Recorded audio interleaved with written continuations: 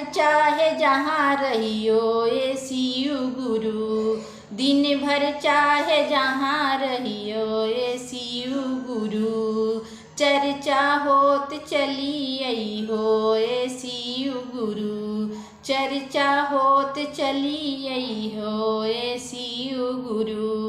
दिन भर चाहे जहाँ रहियो ए शिव गुरु,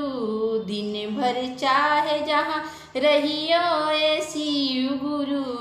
चर्चा होत चली अइहो ए शिव गुरु, चर्चा होत चली अइहो ए शिव गुरु, दिन भर चाहे जहाँ रहियो ए शिव गुरु, दिन भर चाहे जहाँ रहियो ए शिव गुरु, चर्चा होत चली अइहो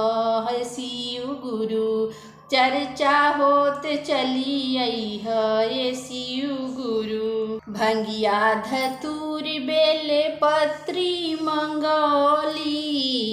भंगिया धतूर बेल पत्री मंगौनी, अंगना में अपना शिव चर्चा करौनी, भंगिया धतूर बेल पत्री मंगौली, भंगिया धतूर बेल पत्री मंगली, अंगना में अपना शिव चर्चा करौली, अंगना में अपना शिव चर्चा करौली, आई आई भोग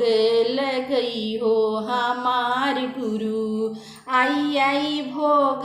लगई हो हमार गुरु, दिन भर चाहे जहाँ रहियो ए शिव गुरु, दिन भर चाहे जहाँ रहियो ए शिव गुरु,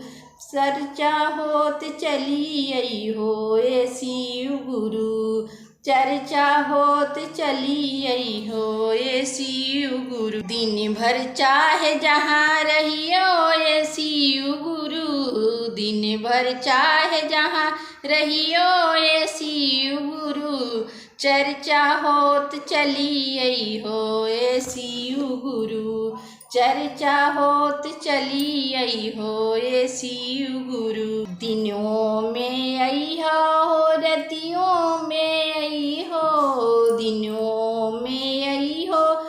रतियों में अइहो, संग में पार्वती मैया के लइहो ए शिव गुरु, दिनों में अइहो रतियों में अइहो, दिनों में अइहो रतियों में अइहो, संग में पार्वती मैया के लइहो, शिष्या शिष्या के जनी तड़े पैयो हमार गुरु, शिष्या के जनी तड़े पैहो हमार गुरु, दिन भर चाहे जहाँ रहियो ए शिव गुरु, दिन भर चाहे जहाँ रहियो ए शिव गुरु, चर्चा होत चली अइहो हमार गुरु,